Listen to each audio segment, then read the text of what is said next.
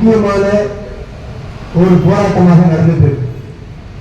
தமிழ்நாடு அரசு நம்முடைய நியாயமான கோரிக்கையை தீர்ப்பு வைக்காமல் அது ஒரு பிடிவாதத்தோடு இருக்கு. இந்த பிடிவாதம் உன் பிடிவாதமா எங்கள் பிடிவாதமா என்கிற ஒரு போராட்டமா மாறும். என்ன துரதிஷ்டம் அப்படின்னா, நம்ம பணத்தை நாம பெறுவதற்கு பிடிவாதமா இருக்க வேண்டியது. தமிழ்நாடு அரசு நம்ம பணத்தை கொடுக்க மாட்டேன் என்று சொல்லி பிடிவாதமா இருக்கு. அதை இங்கே வடபழனி டெப்போவில் இருக்கக்கூடிய பொதுமக்கள் பயணிகள் நீங்கள் எல்லாம் புரிந்து கொள்ள வேண்டும். இந்த டெப்போவுக்கு இந்த பஸ் நிலையத்துக்கு பல்லாயிரக்கணக்கான மக்கள் தினசரி வந்து போறாங்க.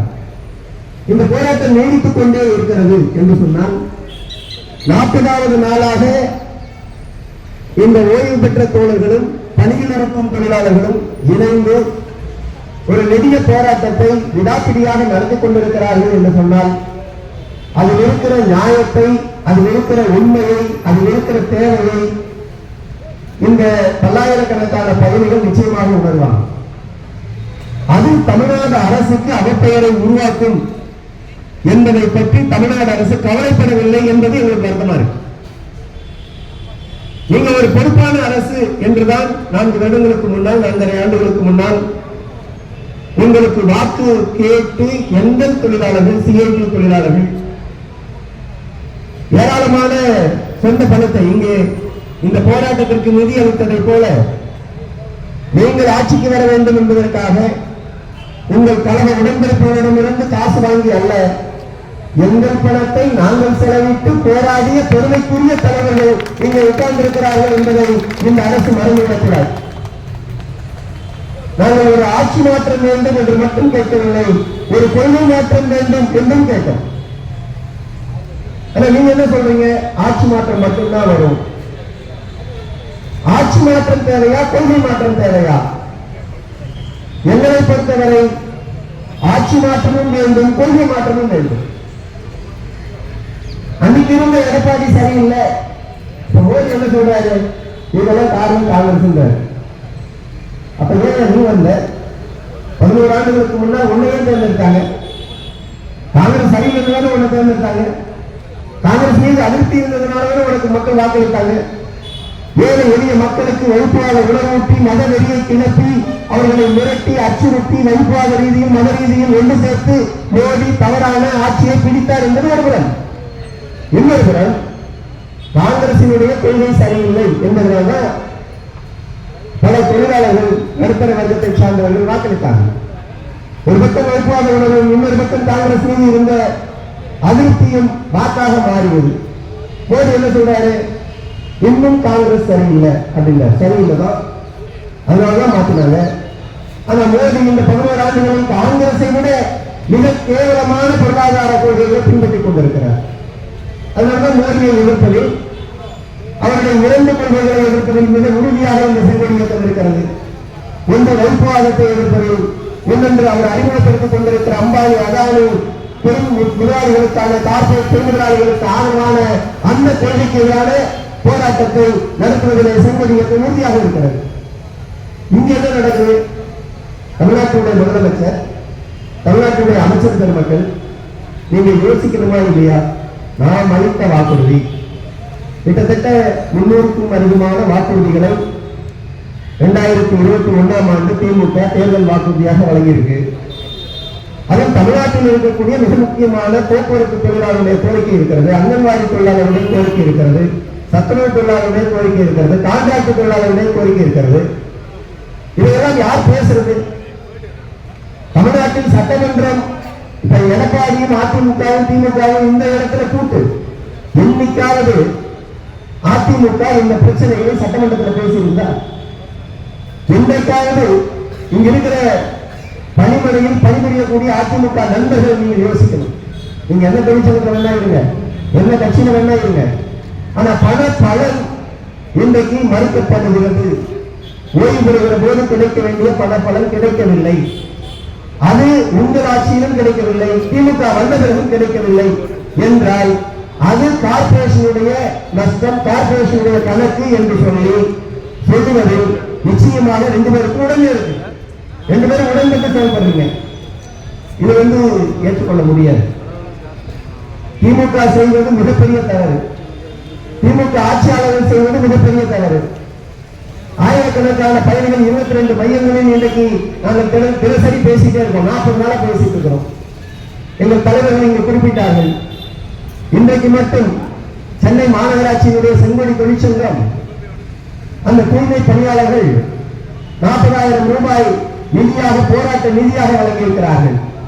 இப்போது இங்கு எங்களுடைய தோழர்கள் சொந்த பணத்தை 20,000 ரூபாய் வரையும் வழங்கியிருக்கிறார்கள். அப்படின்னா இன்னைக்கு மட்டுமே தொழிலாளர்கள் இந்த போராட்டத்திற்காக இவ்வளவு நிதி, இன்னைக்கு 40வது நாள், ஒரு மைல்கல் போராட்டத்தில் ஒரு முக்கியமான மைல்கல். இந்த நாளில் இப்படியான ஒரு உணர்வை வெளிப்படுத்த வேண்டும் என்று சொல்லி தொழிலாளர் குடும்பத்தை சார்ந்த எங்களுடைய சகோதரிகள் தாய்மார்கள் இங்கே வந்திருக்கிறார்கள். அவர் இந்த போராட்டம் எந்த அளவிற்கு குடும்பத்தினரை ஈர்க்கிறது, எந்த அளவிற்கு தொழிலாளர்களை ஆவேசப்படுத்துது. 40 நாள் போராடி இங்க யாராவது கலைத்து போயிருக்கிறாங்களா? எங்கள் தோழர் இங்கே முழக்கமிட்டாரு, எங்களுடைய தலைவர்கள் இங்கே குறிப்பிட்டாங்க. இந்த 40 நாள் போராட்டத்தில் முழக்கமிடக்கூடியவர்கள், கோஷமிடக்கூடியவர்கள் அதிகரித்திருக்கிறார்கள். பேசக்கூடிய பேச்சாளர்கள் அதிகரித்திருக்கிறார்கள். தினசரி போராட்ட பந்தலுக்கு வர வேண்டும் என்கிற உணர்வு அதிகரித்த தொழிலாளர்கள் இங்கே அதிகரித்திருக்கிறார்கள்.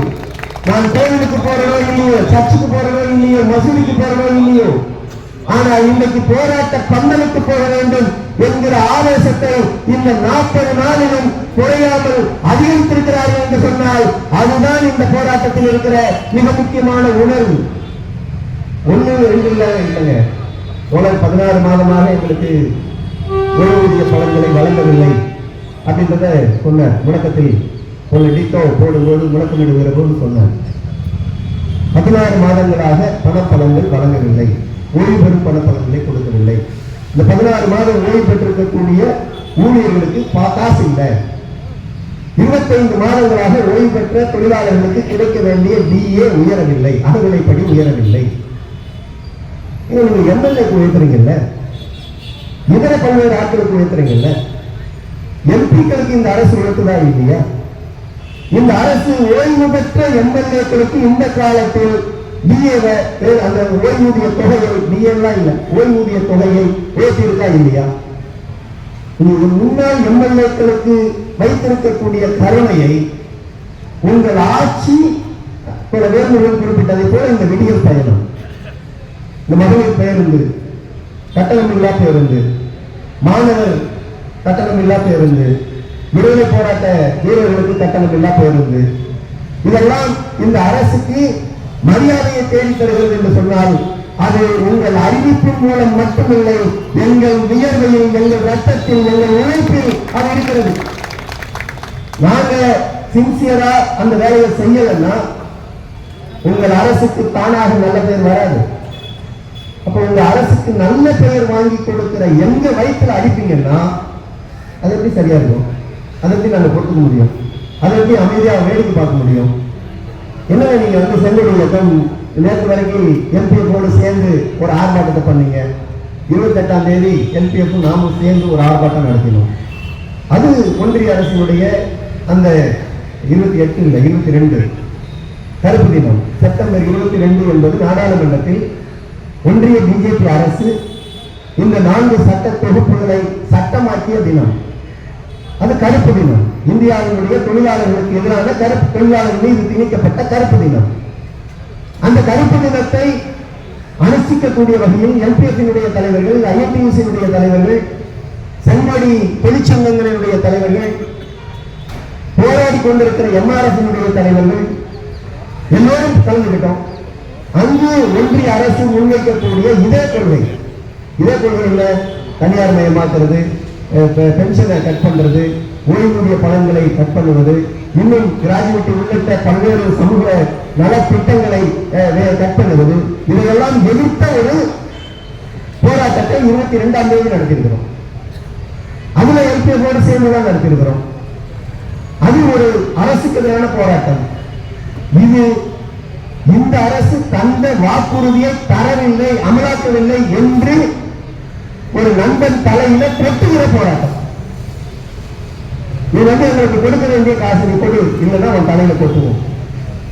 வடிவேல் மாதிரி எல்லாரும் வரிசையில் நீங்க கொட்டுறது தமிழ்நாடு அரசை நிறுத்தி வச்சு வடிவேல் தலையில கொட்டுற மாதிரி ஒரு கல்லூரி மாணவர்கள் மொத்தமா கொட்டுற மாதிரி கொட்டுற ஏற்பாடு இல்லை. ஆனா இது அப்படிதான் போயிட்டு இருக்கு. இந்த போராட்டம் எப்படி போகும்?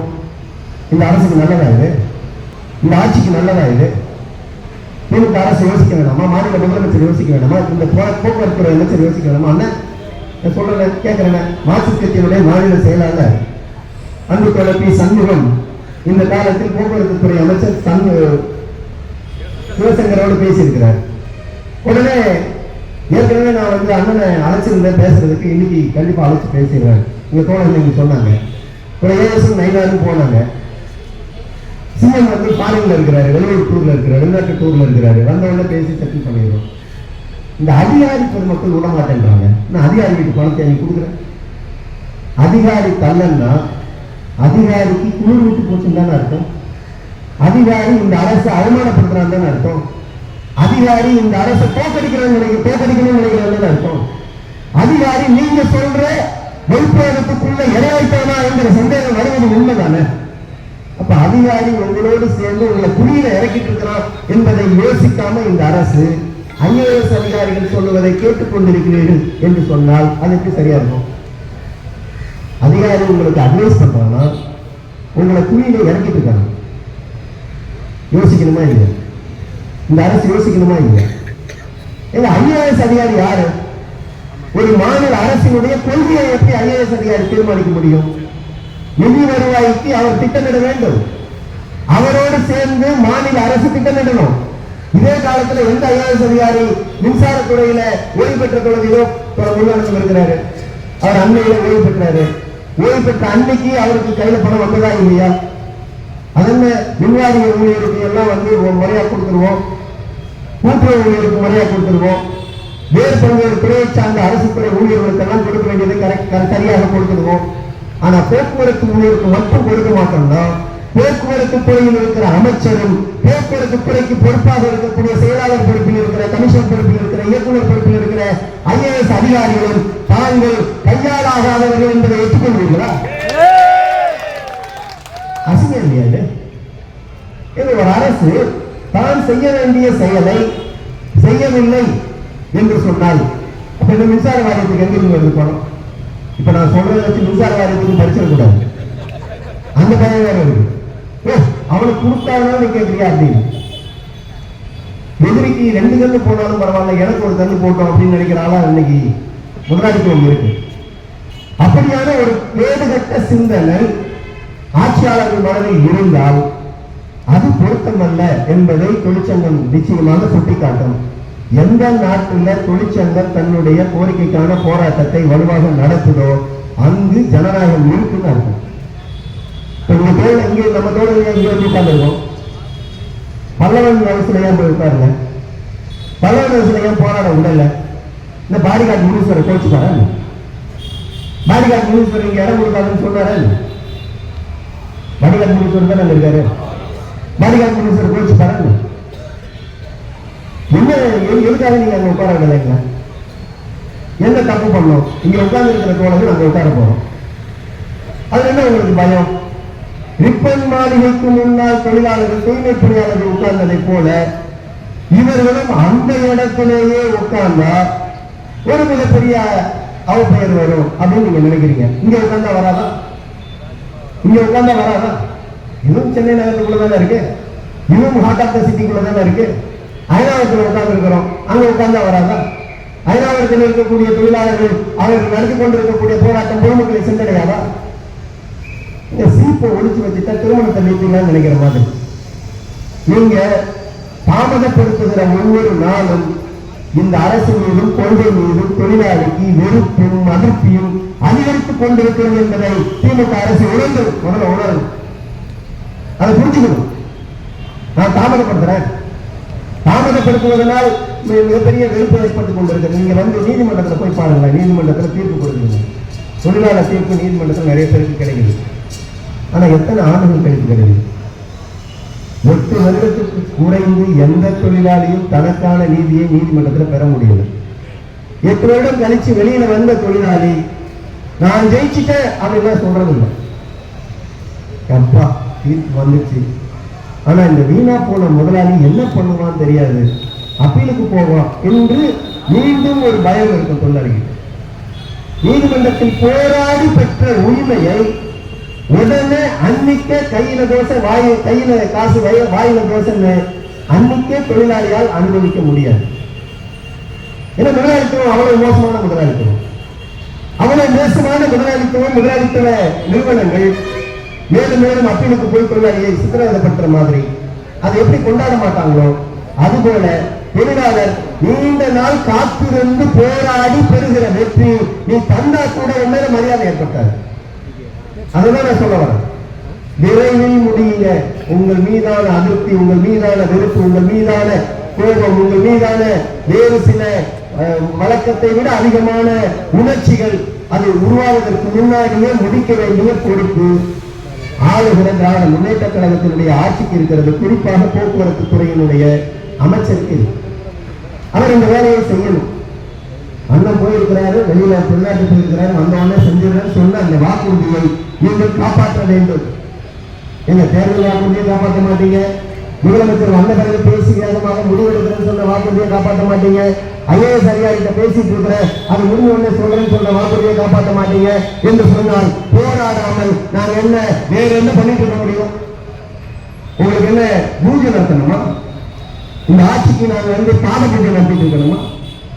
இந்த ஆட்சிக்கு வேறு விதமான புரஸ்காரங்கள் பண்ணிட்டு இருக்கணுமா? முறவாசல் பண்ணிட்டு இருக்கணுமா? எல்லாம் சரியாது. எல்லாம் எந்த வகையிலும் ஏற்றுக்கொள்ள முடியாத ஒரு மோசமான நடவடிக்கை. எனவே இந்த ஆட்சியாளர்கள் நம்முடைய கோரிக்கையை தீர்க்கணும்.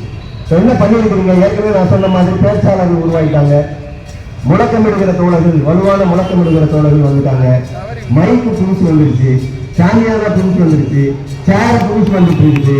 நீ எங்களை பெர்மனண்டா போராட்டத்தை வலுவா நடத்துகின்ற இன்னைக்கு ஓய்வு பெற்ற தொழிலாளி, நாளைக்கு நிரந்தர தொழிலாளி எல்லாம் சேர்ந்து முடிஞ்சா கூட வேறு போராடுற தொழிலாளிக்கு இந்த ஸ்ட்ரக்சர் அப்படியே கொண்டு போய் கொடுத்து போராடுமோல அப்படின்னு போராடுகிற ஒரு பெரிய போராட்ட செல்வாக்கை உருவாக்குற ஏற்பாட்டை திமுக பண்ணிட்டு தேவையாது.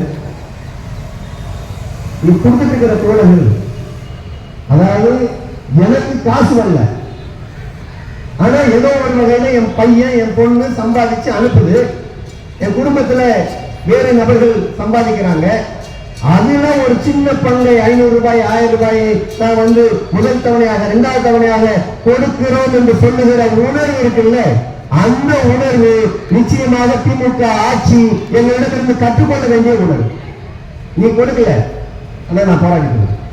நிச்சயமா இந்த அக்னி குஞ்சொன்று கண்டேன், அதை ஆங்கொரு காட்டிடை பொந்தினில் வைத்தேன், வென்று தனிந்தது காடு, தன் வீரத்தில் குஞ்சொன்று மூப்பென்று உண்டோ என்று பாரதி பாடிய அந்த மாபெரும் கவிதை நிச்சயமாக இந்த ஆட்சியினுடைய தாராளமய கொள்கையை, இந்த ஆட்சியினுடைய போக்குவரத்து துறையை, இந்த ஆட்சியினுடைய வேறு பல தொழிலாளர் விரோத நடவடிக்கைகளை அது கொளுத்து போடுவதாக மாறும். அது நல்லதில்லை என்பதைத்தான் திரும்ப திரும்ப சொல்லணும். இல்ல நீ கொளுத்து போடு நீ கூப்பிட்டேன்னா அது நல்லதில்லை. கொளுத்த வேண்டாம், கொளுத்த கூடாது, அது நல்லதில்லை, ஆரோக்கியம் இல்லை.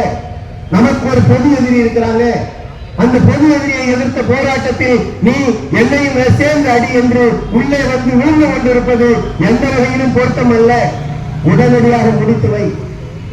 நேற்றுக்கு முன்னாள் கூட நம்முடைய தலைவர் பேசும்போது நான் 2 முறை மெசேஜ் போட்டேன்பா, கண்டுக்கல. நாங்க பேச்சுவார்த்தைக்கு உனக்கு அளவு கொடுத்துக்கிட்டே இருக்கிறோம், பேசு பேசு பேசுன்னு. ஆனா நீ உதாசீனம் பண்ற. இந்த உதாசீனம் எங்களை எங்க கொண்டு போய் நிறுத்தும்? இல்ல நான் பேசுறேன், இதை பேசிட்டு இருக்கிறேன், நாளை கூப்பிடுறேன், நாளை மறுநாள் கூப்பிடுறேன். ஏங்க சாம்சங் போராட்டம் நடந்தது, யமகா போராட்டம் நடந்தது, ஏராளமான பன்னாட்டு நிறுவனங்களில் வேலை நிறுத்தங்கள் நடந்து கொண்டே இருக்குது. பேச்சுவார்த்தை எத்தனை நடத்துறோம்? குறைந்தபட்சம் ஒரு பேச்சுவார்த்தைக்கு இன்னொரு பேச்சுவார்த்தைக்கு இடையில திங்கக்கிழமை ஒரு பேச்சுவார்த்தை, வெள்ளிக்கிழமை ஒரு பேச்சுவார்த்தை நடத்தும். எப்படியாவது முடிச்சிட முடியுமா? உற்பத்தியை முடக்கிட முடியுமா? உற்பத்தி முடக்கினதை சரி செஞ்சிட முடியுமா? ஏற்பட்டிருக்கிற அவமானத்தை தொடச்சிட முடியுமா? தனியார் முதலாளி யோசிக்கிறாங்க, அதிகாரியை பயன்படுத்தி யோசிக்கிறாங்க, லேபர் டிபார்ட்மெண்ட்டை பயன்படுத்தி யோசிக்கிறோம். சாம்சங் போராட்டம் 37 நாள் 38 நாள் நடந்தா கூட இடையில எத்தனை பேச்சுவார்த்தை நடந்தது? கட்சிகள் எல்லாம் சேர்ந்து, விவசாய கட்சிகள் எல்லாம் சேர்ந்து ஒரு ஆர்ப்பாட்டத்தை நடந்தோம். தமிழ்நாடு முதலமைச்சர் சொன்னார், சரிதான், உடனடியா நாம ஏதாவது யோசிக்கணும். அப்ப யோசிக்கிறது உடனே நாங்க ஒரு 3 அமைச்சர்களை கொண்டு தீர்க்கிறோம் சொன்னார். 3 அமைச்சர்கள் என்ன பண்ணாங்கிறத சிஎம் குமார் சொன்னார். 3 அமைச்சர் 4 அமைச்சர் 4 அமைச்சர் வருது, குறைந்தபட்ச விஷயம் முடிஞ்சது. ஆனா சங்கம் வைக்கக்கூடாது, சங்கம் வைக்கக்கூடாது, சங்கம் வைக்கக்கூடாதுன்னு சொன்ன இடத்துல சங்கம் வைக்கலாம் என்கிற வாய்ப்பை நீதிமன்றம் வழங்கியது. அது மட்டும் இல்ல, அந்த சங்கத்தோடு அக்ரீட் அக்ரிமெண்ட் போடலாம் என்கிற ஒரு விஷயத்தை சாம்சங் மூஞ்சியில கரிபூசுற வேலையை தொழிலாளர்கள் உருவாக்கினார்கள். தொழிற்சங்கம் உருவாக்கியது. அதான் தொழிலாளிக்கு இருக்கிற உரிமை, அதான் தொழிலாளிக்கு இருக்கிற வீரியம், அதான் தொழிலாளிக்கு இருக்கக்கூடிய பலம். அந்த பலத்தை தொழிலாளி சாதிச்சு காட்டியிருக்கிறாங்க. எம்எல்ஏ அப்படிதான் நடந்தது. எம்எல்ஏ போராட்டம் 57 நாள் நடந்தது. 57 நாள்ல பேச்சுவார்த்தை வாரம் நடக்கும். குறைந்தபட்சம் 3 நாளைக்கு ஒரு பேச்சுவார்த்தை நடக்கும். ஜப்பானுக்கு போயிருக்கிறோம், ஜப்பானுக்கு மெயில் அனுப்பியிருக்கிறோம், வரட்டும், சொல்லட்டும், கேட்கட்டும். ஆனா இங்க எப்படி ஒரு போராட்டம் நடந்துட்டு இருக்கு, காத்திருக்கிற போராட்டம். உங்களுக்கு எறும்பு கடிச்ச அளவுக்கு கூட வலிக்கலங்கிறதுனாலதான் இது பண்றீங்க. இப்ப நாங்க அடுத்த கட்டம் என்று சொல்லுவது வேறு வடிவமா இருக்கிறாங்க. இந்த வேறு வடிவங்கிறது நீ ஸ்ட்ரைக் பண்ணி உட்காராத, ஸ்ட்ரைக் பண்ணுன்னு சொல்றியா? தீபாவளி நேரத்தில் பண்ணுன்னு சொல்றியா? பொதுமக்களுக்கு இடையூறு பண்ணுன்னு சொல்றியா? 2018 ஜனவரி 1 8 வரை அதிமுக ஆட்சி நடந்த போது பொங்கல் காலத்தில் எங்கள் தொழிலாளர்கள் ஒட்டுமொத்தமாக வேலைநிறுத்தம் நடத்தி நீதிமன்றத்தில் ஆர்பிட்ரேஷன் போய் இந்த பிரச்சனை முடிவுக்கு வந்ததா இல்லையா? என்ன சொல்றீங்க? நீங்க வெறுமனே காத்திருக்காதீங்க. காத்திருப்பதை கடந்து வேறு வடிவங்களில் இந்த உருமாறிய கொரோனா மாதிரி கொரோனா உருமாறிச்சு. அது மாதிரி காத்திருப்பு போராட்டம் உருமாறணும். அந்த உரு வேறு வடிவத்தில் போகணும்னு எதிர்பார்க்கிறீங்களா நீங்க? அதனால சொல்றேன், உங்க பேரை நீங்க கெடுக்காதீங்க. நாங்கள் ஸ்ட்ரைக் பண்ணிருக்கிறோம், உங்க ஆட்சியும் ஸ்ட்ரைக் பண்ணிருக்கோம். 2024 ஜனவரி 9, 10 2 நேரத்தில் நாங்கள் ஸ்ட்ரைக் பண்ணிருக்கிறோம். 2024 தான் ஜனவரியில தேர்தல், பார்லிமெண்ட் தேர்தல் நடக்கிற போது 2024 பார்லிமெண்ட் தேர்தலுக்கு முன்னாடி ஜனவரி மாதம் 9, 10 2 நாட்கள் ஸ்ட்ரைக் பண்ணியிருக்கிறோம். உங்க ஆட்சியும் பண்ணியிருக்கிறோம். எங்களுக்கு வேண்டுதலா பொதுமக்களுக்கு இடைவெளி பண்ணணும். இப்ப நீங்க என்ன கொண்டு வந்திருக்கீங்க? ஒரு டிக்கெட் 3 பயணம், யூனிட் மெட்ரோ பஸ், ஒரு டிக்கெட்ல 3 பயணம் போகலாம். நல்ல விஷயம், நாங்க வரவேற்கிறோம். ஆனா ஒரு டிக்கெட்ல 2 பயணம் போச்சுன்னா மக்கள் உங்களை என்ன சொல்லுவாங்க? பஸ் போகல, பஸ் நின்று போச்சு அப்படின்னா மக்கள் உங்களை என்ன சொல்லுவாங்க? என்ன சொல்றீங்க நீங்க? ஸ்ட்ரைக் பண்ணு, ஸ்ட்ரைக் பண்ணு, ஸ்ட்ரைக் பண்ணு, இப்படிதான் முதலாளி சொல்லுவான். தனியார் முதலாளி நீங்க இல்ல சார், அவங்க ஸ்ட்ரைக் பண்றதெல்லாம் பண்ணிக்கிட்டு சார், என்ன ஸ்ட்ரைக் தூண்டுறீங்களா? பண்றதுலாம் பண்ணிக்கிட்டு சார், ஸ்ட்ரைக் பண்றதுலாம் பண்ணிக்கிட்டு சார், பேச்சுவார்த்தையில சொல்லுவோம். தனியார் முதலாளிக்கு இருக்கக்கூடிய அந்த துணிவும் குணமும் ஒரு அரசுக்கு இருந்தால் அது எந்த வகையிலும் அரசை பாதுகாக்காத என்பதை புரிஞ்சுக்கும். அரசு வேற, தனியார் முதலாளி. தனியார் முதலாளியோட குணம் தான் எப்படி இருக்குன்னா, சிவசங்கர் தனியார் முதலாளியோட HR டிபார்ட்மெண்ட் ஹெட், நான் வைஸ் பிரசிடென்ட். ஏங்க அந்த வைஸ் பிரசிடென்ட் ஒரு மாசத்துக்கு 10 லட்சம் ரூபாய் சம்பளம் வாங்கலாம். ஒரு HR வைஸ் பிரசிடென்ட் ஒரு மாசத்துக்கு 10 லட்சம் ரூபாய் சம்பளம் வாங்கலாம். 1 கோடி 2 கோடி வருட சம்பளம் வாங்கலாம். அதுக்கு மேல இத்தியாதிகள் இருக்கு. ஆனா நீங்க 1.5 லட்சம் ரூபாய் தான் வாங்குறீங்க. அவனை மாதிரி நீங்க சொல்லிட்டு இருக்க ஒரு மாநிலத்தினுடைய அமைச்சர், நான் பேசுறேன், நான் சொல்றேன். எங்க அதிமுக ஆட்சியில இது மாதிரியான போராட்டங்கள் வந்த போது MR பாஸ்கரை போராட்டங்கள் மூலம் நெருக்கடிக்கு உள்ளாக்கி 2 தவணை 3 தவணை ஓய்வு பெற்ற தொழிலாளருக்கு வேண்டிய பணப்பணங்களை வாங்கியிருக்கிறோம்.